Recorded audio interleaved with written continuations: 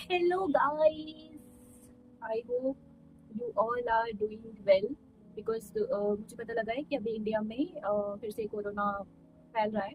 तो जो भी मतलब ऑलरेडी सफ़र कर रहे हैं मैं उनके लिए प्रे करूँगी और आप लोग प्लीज़ अपना ध्यान रखिए। सब कुछ वही जो प्रिकॉशंस लेते थे अपना हैंड सैनिटाइज़र यूज़ कीजिए और कुछ भी हो ज़रा सा तो मेडिसिन वगैरह लीजिए और ऐसे ढील मत दो पहले की तरह। और please be safe, take care of your health, of your mental health also because it really really matter. हम बहुत चीज़ों को ऐसे इग्नोर करते थे कि अरे ये तो छोटी सी बात है, बट नहीं, आपकी खुद से रिलेटेड कुछ भी छोटी सी बात नहीं है, ये बहुत बड़ी बात है। ठीक है, यू आर मैटर। मैं जब दुबई में आई थी तो जो मेरा एक्सपीरियंस था मैंने सोचा कि वो थोड़ा सा शेयर करूँ आप लोगों के साथ कि बहुत लोगों को लगता है कि ये दुबई में कैसे पहुँच गई। I am a corporate girl. So जो मेरा जॉब था 9 to 5 वो मैं जॉब करती थी, जॉब से घर, घर से ऑफिस, बस यही चलता था। तो मैंने सडनली एक दिन मैंने प्लान करा कि मुझे भाई दुबई जाना है, मुझे यहाँ पे नहीं रहना इंडिया में। और फिर मैं यहाँ पे दुबई आ गई। तो रिलेटिव हैं और बहुत फ्रेंड्स वगैरह, नॉट क्लोज फ्रेंड्स को तो ऑब्वियसली पता ही था सबको कि मैं दुबई में हूँ। तो जिनको नहीं पता है उनके लिए मैं बता देती हूँ कि मेरा मतलब एक कॉन्टैक्ट था इंडिया में जहाँ पे मैं वर्किंग थी, not to the last recent company, उससे पहले एक कंपनी थी वहाँ पर मतलब एक उस कंपनी ने कॉन्टैक्ट दुबई का। तो वहाँ से मेरा कॉन्टैक्ट हुआ। मैंने तो बहुत पहले बोला था कि कुछ भी अगर कोई भी अपॉर्चुनिटी हो तो प्लीज़ लेट मी नो। तो जब आई वॉज डूइंग वेल, ठीक है, जो मेरी लास्ट कंपनी थी, दे आर सो ग्रेट। मतलब मैं I am very very grateful for them. उन्होंने मुझे बहुत सपोर्ट करा हर चीज़ में। मैंने ऐसे लोग इतनी जगह काम करे, इसलिए मेरा बेस्ट एक्सपीरियंस जो रहा है मेरा वो कंपनी में रहा था। तो फिर भी मुझे छोड़ना पड़ा क्योंकि मुझे दुबई आने की चुन थी। तो होता है ना कि मतलब आई डोंट नो, मतलब आपका जहाँ पे दाना पानी लिखा होगा, मुझे लगता है कि भगवान ज़रिया बना ही देते हैं आपको वहाँ तक भेजने का।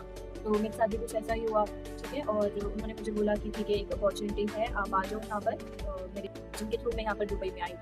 तो मैंने सोचा कि ठीक है, लेट्स टेक अ चांस। फिर मेरी जो करंट कंपनी थी मैंने उनको बोला कि भाई मुझे जाना है और मेरा ऐसे-ऐसे मेरे को ऑफ़र आया है। तो उन्होंने मुझे बहुत रीज़न दिए हालाँकि रोकने के लिए कि it's a gulf country, how you can survive, I am pure vegetarian. तो उन्होंने बोला कि आप वहाँ पे जाओगे तो आप कैसे सर्वाइव करोगे, चीज़ें बोली जो कि उनके अकॉर्डिंग सही थी, ठीक है, मेरे अकॉर्डिंग भी सही थी, बट वही ना चुन तो ठीक है, फिर मैंने उनको बोला कि नहीं मुझे कंटिन्यू नहीं करना, I want to leave, I want to join somewhere in Dubai. तो उन्होंने बोला ठीक है, it's your decision, you can go. Then वहाँ से मेरा रिज़ाइन हुआ, ठीक है, उन्होंने मेरे को मतलब बोले जाने के लिए। एंड देन मैंने यहाँ पे जॉइन करा। मेरा जो डेजिग्नेशन था वो था सेल्स मैनेजर का था।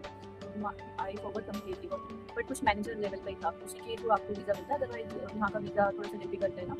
तो क्योंकि मैं वहाँ पे सेल्स कोऑर्डिनेटर थी इंडिया में, जितना भी मेरा एक्सपीरियंस है सारा ऑपरेशंस में था, नॉट डायरेक्ट सेल्स। तो यहाँ पे जो उन्होंने मुझे वीज़ा दिया वो डायरेक्ट सेल्स के लिए दिया।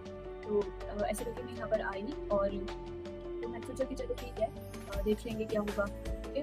और वही जो बाद में होता है वो देखा नहीं जाता। मैंने फिर चांस लिया, मैं यहाँ पे दुबई में आई। आप मालूम ही नहीं, जब से फर्स्ट डे आई ना मैं यहाँ पे दुबई में, पहले तो मैं 2022 में मेरे को बोला था कि आपका नवंबर या दिसंबर में वीज़ा लगेगा, बट उसके बाद उन्होंने बहुत डिले करा। उनका नेक्स्ट ईयर 2023 में मेरा वीज़ा लगा फरवरी में, मतलब इतना इन्होंने खींच खींच के डिले कर दिया। तो मैंने बोला चलो इट्स ओके, कोई नहीं। तो वहाँ से तो क्योंकि मैं पहले ही रिज़ाइन कर चुकी थी, उसके बाद में जब मेरा यहाँ पे वीज़ा लगा मैं यहाँ पर आई और मैंने ज्वाइन करा। फर्स्ट डे जब मैं यहाँ पर आई ना, यू कैन नॉट बिलीव, मतलब मैंने देखा कि उन्होंने मुझे बोला कि बहुत अच्छा व्यू होगा, ये होगा, वो होगा, ठीक है। मैं यहाँ पर आई और देखा कि मतलब व्यू तो अच्छा है, बट ऑफिस ऑफिस उन्होंने बंदों ने घर के अंदर ऑफिस बना रखा है, मानोगे नहीं आप।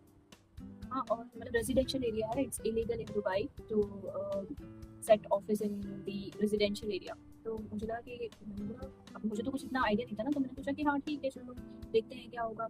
हाँ, और मैं आई तो मतलब मेरा फर्स्ट डे ही मूड खराब हो गया कि उन्होंने बोला था कि आप जहाँ पे रहोगे बहुत अच्छा व्यू है, सब अकोमोडेशन अरेंज करके दिया है, ये है वो है। तो मैं भी खुश कि हाँ चलो ठीक है। हाँ, और फिर जब मैंने देखा कि ये ऑफिस है, उन्होंने क्या करा था, मतलब जैसे एक अपार्टमेंट ले रखा है कोई भी, अपार्टमेंट में उन्होंने ना मतलब पूरा सेटअप बना रखा है, 5 पीसी डाले हुए हैं, कर रहे हैं, खुद ही सब कुछ कर रहे हैं, मतलब जो प्रोडक्ट डिलीवरी होती है वो खुद ही कर रहे हैं। तो मुझे लगा पूरा टीम होगा, कुछ तो सेटअप होगा ना, बट वहाँ जाके देखी तो कुछ भी नहीं था। मतलब सभी सारे काम अपने आप ही हो रहा है, मतलब जितने बंदे हैं उतने ही मैनेज कर रहे हैं। और मेरा कैसे था, मेरा डायरेक्ट सेल था, तो मुझे लगा कि डायरेक्ट सेल्स करना है, बट सेल्स क्या ही होता वहाँ पर। उन्होंने मेरे को स्टार्टिंग में बोला कि आप यहाँ पर दुबई में ना वो इवेंट्स वगैरह होते हैं कुछ, कि सारी कंपनी जो भी मतलब एविएशन इंडस्ट्री हो गई, आईटी इंडस्ट्री हो गई, ठीक है, ब्यूटी इंडस्ट्री हो गई, तो वो सब अपने अपने प्रोडक्ट लॉन्च करते हैं वो इवेंट्स में, और जो भी न्यू टेक्नोलॉजी है वो लॉन्च करते हैं, ठीक है। तो सब कुछ अपना प्रमोट करते हैं, वहाँ पे बूथ लगते हैं बेसिकली।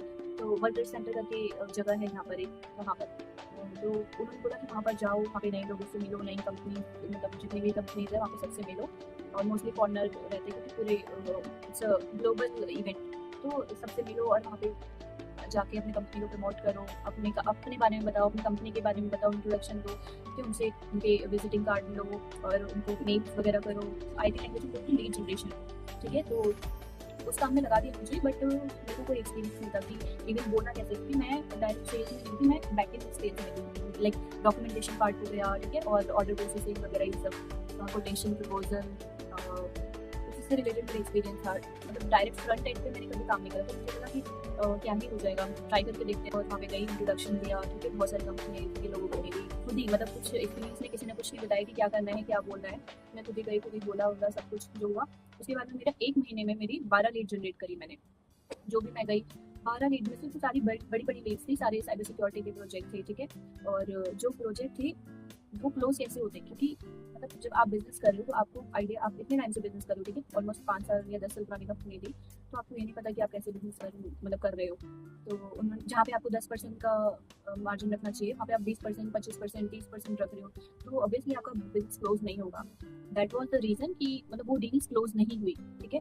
और उसका ब्लेम भी उन्होंने मुझ पर ही डाला, क्योंकि हमें as a like still I am doing back in only, not in the front side, because वो ही प्राइसिंग देते थे, वो ही सब कुछ फाइनलाइज करते थे, बस मुझे क्या करना होता था, मैंने लीड जनरेट करी, मेरे पास ये रिक्वायरमेंट आई, मुझे जो भी वो लोग बोलते थे कि हाँ इतना मार्जिन करो, ये वो करो, वो मैं करके भेज देती थी। अब भाई उसके बाद फॉलोअप लिया, वो मतलब प्राइस ज़्यादा है तो ऑब्वियसली क्लोज नहीं होगा ना आपका बिजनेस। 12 लीड में से 1-2 ही क्लोजर पे आई थी, उसके कोई भी क्लोज नहीं आई, मतलब क्लोजर नहीं हुआ उसका। तो उन्होंने मुझे नेक्स्ट मंथ में फिर सैलरी नहीं दी, मतलब बोलने लगे कि आपने कुछ काम नहीं करा है, आपने ये लीड नहीं जनरेट करी। फिर मैंने, मेरे पास पूरा डेटा था, आई हैव वैलिड प्रूफ कि मैंने क्या किया है, काम किया है और कितनी लीड्स जनरेट करी हैं। लीड थी तो 25, बट जो क्लोजर में कन्वर्ट हुई थी, लाइक लीड में कन्वर्ट हुई थी वो 12 थी, 12 या 15 थी ऐसा। तो उसमें से जो पोटेंशियल लीड्स लग रही थी मुझे कि हाँ ये क्लोज हो सकती है, तो मैंने उनको बोला कि हाँ भाई इतना इतना है, तो ठीक है। अब मैं, मेरे पास पूरा डेटा था, तो मैंने उनको भेजा कि हाँ भाई देखो ये डेटा है, और आप कैसे बोल सकते हो कि मैंने कुछ नहीं करा। तो मेरे को सैलरी देना मतलब बोल रही कि यही मतलब बातें चलने लगी कि काम नहीं करा ये तो अब भाई मुझे गुस्सा आया। मैंने वो है ना, उन्होंने सोचा कि मतलब मतलब उसके आगे पीछे कोई है नहीं, ठीक है, उन्होंने पूरा फैमिली का बैकग्राउंड पूछा था पहले यहाँ पे आने से पहले, तो उनको लगा कि भाई हैं दोनों और वो तो अलग काम कर रहे हैं, और उसके पापा नहीं है, तो मतलब वो भी सहमी सहमी से डरी डरी से लड़की, उनकी माइंड में भी ये होगा, बट उनको पता नहीं है मैं कहाँ से हूँ, दिल्ली से भी, ठीक है। तो मैं डरने वाली नहीं हूँ जल्दी किसी से, तो मेरे को भी मेरे काम पे ट्रस्ट है, मेरे को जितना एक्सपीरियंस है मुझे उस पर ट्रस्ट है, मेरे को बहुत कॉन्फिडेंस था, ठीक है, अपने ऊपर, और अभी भी है। तो वो कॉन्फिडेंस के चलते मैंने उसको बोला कि भाई देखो ये मेरा काम है, यही तुमने मुझे करने के लिए बोला, और ये कोई रीज़न नहीं होता कि मुझे इसकी वजह से मेरे को सैलरी देने में डिले कर रहे हो या जो भी रीज़न दे रहे हो, तो इट्स नॉट वैलिड। तो बहुत फाइट वगैरह हुई, और सबसे बड़ी बात कि उन्होंने वहाँ मेरी ज्वाइन करने से पहले जितने भी लोग थे सबको बोल रखा था कि भाई ये लड़की को कोई भड़काएगा नहीं, मतलब ये लड़की से कोई टच में नहीं रहेगा, लड़की से कोई बात नहीं करेगा, ठीक है। और जिसका मैं रिप्लेसमेंट थी वो 7 दिन मेरे साथ एक ही रूम में रही, बट हमने बात नहीं करी, क्योंकि जैसे कि मैंने आपको बोला कि उसको पहले ही मना कर रखा था कि उससे बात नहीं करेगा कोई भी, तो ठीक है उसको मना कर दिया। मैं भी सोच रही थी कि कितने वियर्ड लोग हैं, कितने मतलब कोई बात ही नहीं करता है मेरे से। मैं अपना आई, और उनका कैसा था कि मतलब एक ही ऑफिस है, एक ही ऑफिस में उन्होंने साइड में एक मतलब रूम था, उसमें अकोमोडेशन दे रखा है, और ये साइड में बड़ा सा रूम था, उसमें ऑफिस खोल के रखा हुआ है। तो मुझे बहुत वियर्ड लगा था स्टार्टिंग में, तो फिर बाद में 1-2 महीने हो गए तो थोड़ा सा एडजस्ट किया वहाँ पर जैसे तैसे। पहले उन्होंने मुझे बोला खाना वो देंगे, ठीक है, 1 महीना सिर्फ खाना दिया, सेकंड मंथ में खाना बंद कर दिया मेरा। मेरे को बोले कि आप अपना खुद देख लो, तो मैंने बोला कि ये क्या था, और मुझे यहाँ पे कुछ पता नहीं, अब बर्तन कहाँ से लाने हैं, खाना तो मुझे बनाना आता है बट बर्तन कहाँ से लाने हैं, क्या करना है, मुझे कुछ पता ही नहीं। फिर उन्होंने बोला कि ठीक है बर्तन हम ला के देंगे, आप अपना देख लो।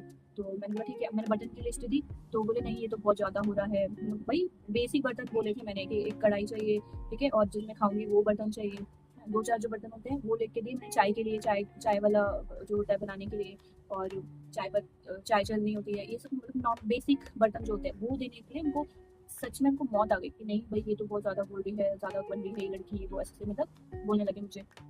फिर जो अकोमोडेशन दिया हुआ था उसके लिए भी बोले कि यहाँ से खाली कर दो। तो भाई आप किसी लड़की को बुला के यहाँ पे उसको ऐसे ट्रीट कर रहे हो, तो मतलब भगवान से डर नहीं है लोगों को बिल्कुल भी। दिन रात पूजा, अपने आप को पंडित बोलते हो, पूजा करते हो, क्या है ये? मतलब इंसानियत नहीं है तो आप मेरे किसी के पैरों की धूल भी नहीं हो आप, अगर आप में इंसानियत नहीं है तो किसी के लिए, ठीक है। और ये मेरा एक्सपीरियंस था वहाँ का। फिर उन्होंने जब मुझे पता लगा कि हाँ भाई सबके साथ ही ऐसा करते हैं, और जितने भी लोग मेरे साथ वहाँ पे वर्किंग थे उनके साथ भी उन्होंने ऐसा करा, उनको बोला गया कि ये ऐसी बात नहीं करेगा कोई भी, वो बहुत। तो मेरे को जब ये सब बातें पता चली मेरा तो दिमाग खराब।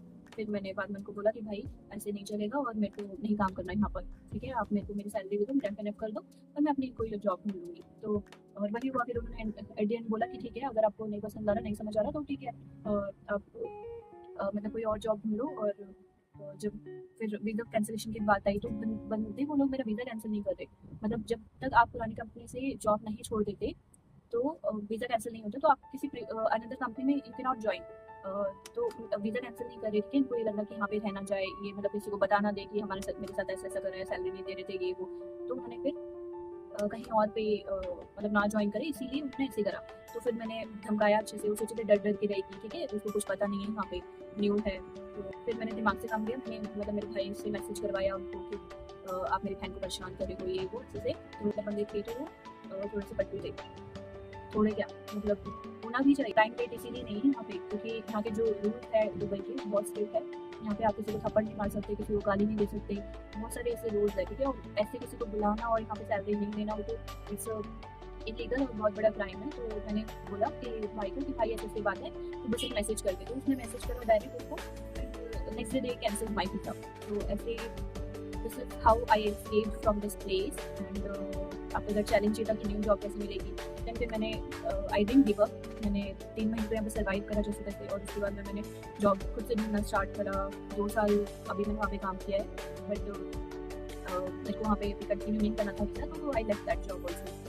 इससे पहले जो था मेरा एक्सपीरियंस था इट वॉज वर्स्ट, और मैं नहीं चाहती थी मतलब कोई भी ऐसा टाइम देखे, ठीक है। क्योंकि एक मतलब हमारे इंडिया में ही हमारे लिए अगर हम किसी और सिटी में चल जाए तो कितना डिफिकल्ट होता है, ठीक है, मैनेज करना सब कुछ। और खुद कुछ किया नहीं, ठीक है, और यहाँ पे आके आप मतलब मेरे को सब करना पड़ा, सारा काम मतलब खुद ही करना पड़ता है। ऐसा कुछ मतलब कोई पॉश लाइफ नहीं है। मेरा रूम में दिखाऊंगी अभी आपको।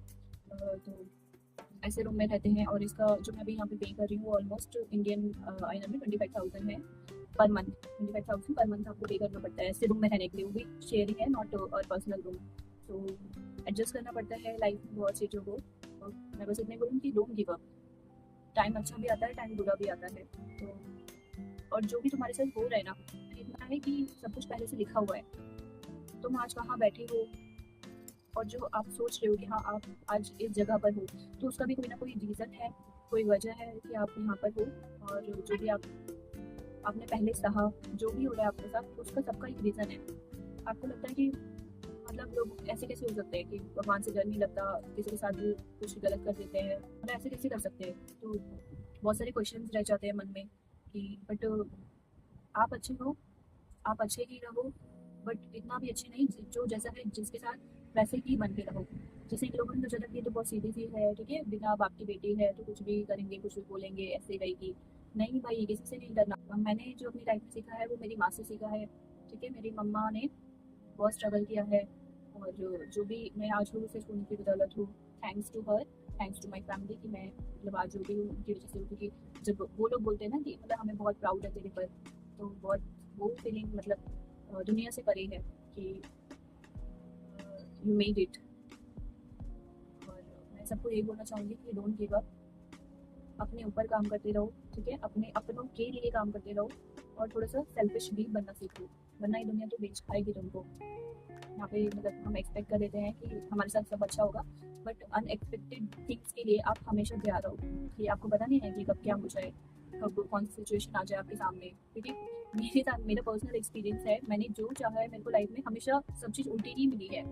तो बट फिर भी कोई मतलब ऐसा है नहीं कि मुझे रिग्रेट होता है बाद में कि हाँ भाई ऐसा मेरे साथ ही क्यों हो रहा है। होता है, कभी कभी होता है, बट फिर ये भी होता है कि यार अगर ये चीज़ नहीं होती तो आज मैं यहाँ पर नहीं होती जहाँ पे आज हूँ मैं, ठीक है, बहुत लोगों का सपना है दुबई में आने का कि भाई हम भी दुबई देखें, और कई लोगों का सपना जी रही हूँ। कुछ लड़कियाँ अभी कहीं फंस गई हैं, अपने घर से बाहर नहीं निकल पाती, किसी की शादी हो गई, किसी का कुछ कोई, मतलब फंसे नहीं है, but they don't have their own life.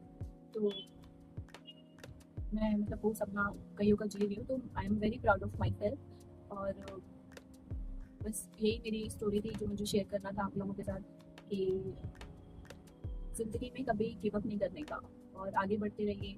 जो तुम्हारे साथ बुरा कर रहा है उसको बस भगवान पे छोड़ दो, और ये सोचो कि आपने किसी के साथ बुरा नहीं करा ना, तो आपके साथ भी कभी बुरा नहीं होगा। और जो लोग बुरे कर रहे हैं उसको बस भगवान पे छोड़ दो कि हाँ भाई, आप जानो, आपका काम जाने, और आप सही रहो। बाद में मुझे पता लगा कि उनके साथ बहुत बुरा हुआ, उनका कुछ लॉस हो गया बिजनेस में बहुत ज़्यादा।